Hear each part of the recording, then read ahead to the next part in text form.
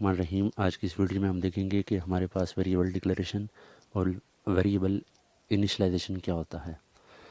पहली बात आती है कि वेरिएबल डिक्लेरेशन क्या होता है। जब भी हम किसी भी प्रोग्रामिंग में वेरिएबल को यूज़ करते हैं तो सबसे पहले हम वेरिएबल को डिक्लेयर करवाते हैं। जब भी वेरिएबल डिक्लेयर होता है तो मेमोरी में उसकी जगह क्रिएट हो जाती है, मेमोरी एलोकेट हो जाती है। अगर हम इंटीजर को यूज़ करेंगे तो मेमोरी में 2 बाइट्स की मेमोरी एलोकेट हो जाएगी।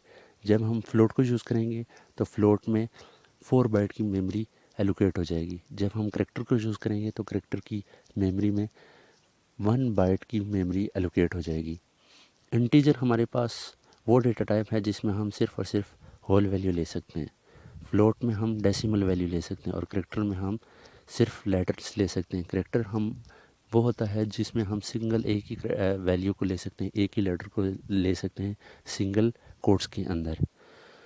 अगर सिंटैक्स की बात की जाए तो डिक्लेरेशन हमारे पास क्या होता है, जब हम डेटा टाइप और वेरिएबल का नाम लिखते हैं तो हमारे पास वेरिएबल डिक्लेरेशन होता है। यहाँ पर अगर पहली एग्जांपल देखी जाए तो इंटीजर ए, मीन ए हमारे पास वेरिएबल नेम है और इंटीजर उसका डेटा टाइप है। मेमोरी में जो जगह एलोकेट होगी वो 2 बाइट की एलोकेट होगी।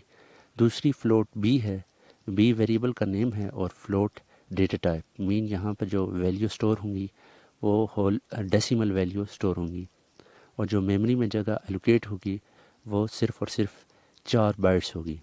और तीसरी जो हमारे पास एग्जांपल है वो हमारे पास है करैक्टर। करैक्टर में जो मेमोरी में एलोकेट होती है वो 1 बाइट की मेमोरी एलोकेट होती है। नेक्स्ट हम देखेंगे कि हमारे पास वेरिएबल इनिशियलाइजेशन क्या होता है। जब भी हम डेटा टाइप और वेरिएबल का नाम लिखते हैं और साथ ही हम वैल्यू असाइन करते हैं किसी भी वेरिएबल के अंदर तो उसे वेरिएबल इनिशियलाइजेशन कहते हैं। अगर पहली बात की जाए, पहली एग्जांपल की, इंट ए यहाँ पर लिखा हुआ है। ए हमारे पास वेरिएबल है और इंट उसकी डेटा टाइप, यानी जो भी वैल्यू यहाँ पर स्टोर होगी वो होल वैल्यू स्टोर होगी। दूसरी एग्जांपल हमारे पास है फ्लोट बी। बी वेरिएबल का नेम है, फ्लोट उसकी डेटा टाइप है। जो भी वैल्यू स्टोर होगी वो डेसिमल वैल्यू स्टोर होगी। और तीसरी जो एग्जांपल है वो करैक्टर है।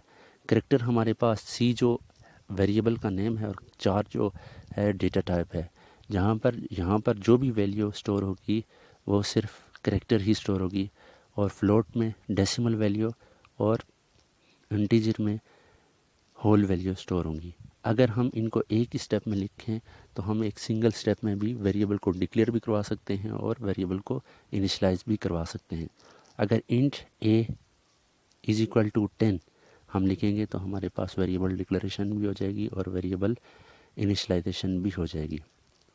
हम 2 स्टेप में भी कर सकते हैं, जिस तरह से हमने इस एग्जांपल में देखा कि पहले हमने वेरिएबल डिक्लेयर करवाया और उसके बाद दूसरे स्टेप में वेरिएबल को इनिशियलाइज करवाया। इनिशियलाइजेशन बेसिकली किसी भी वेरिएबल में कोई भी वैल्यू को असाइन करना, सिर्फ हम डेसिमल वैल्यू ही स्टोर करवा सकते हैं। अगर हम इंटीजर डेटा टाइप लिखेंगे और a is equal to 1 point अगर 0 लिखेंगे तो ये हमारे पास जो डेटा टाइप है वो रॉन्ग हो जाएगी। जो भी वैल्यू हमने स्टोर करवानी हो तो उसके लिए राइट हमने उसका डेटा टाइप भी सिलेक्ट करना होता है। अगर हमने करैक्टर स्टोर करवाना हो तो उसके लिए जो डेटा टाइप होगी वो 4 होगी। अगर हमने वेरिएबल को डिक्लेयर करवाया और उसकी वैल्यू असाइन नहीं की तो कंपाइलर उसे गार्बेज वैल्यू के तौर पर ले लेगा। गार्बेज वैल्यू वो वैल्यू होती है जिसमें कोई भी वैल्यू नहीं होती, कंपाइलर उसे खुद से कोई वैल्यू दे देता है। इसलिए हमने कोई भी वेरिएबल स्टोर करना होता है तो उसके लिए कोई ना कोई वैल्यू लाजमी देते हैं ताकि वेरिएबल की वैल्यू एग्जैक्ट हो, तो हमारा जो रिज़ल्ट है वो एक्यूरेट होता है।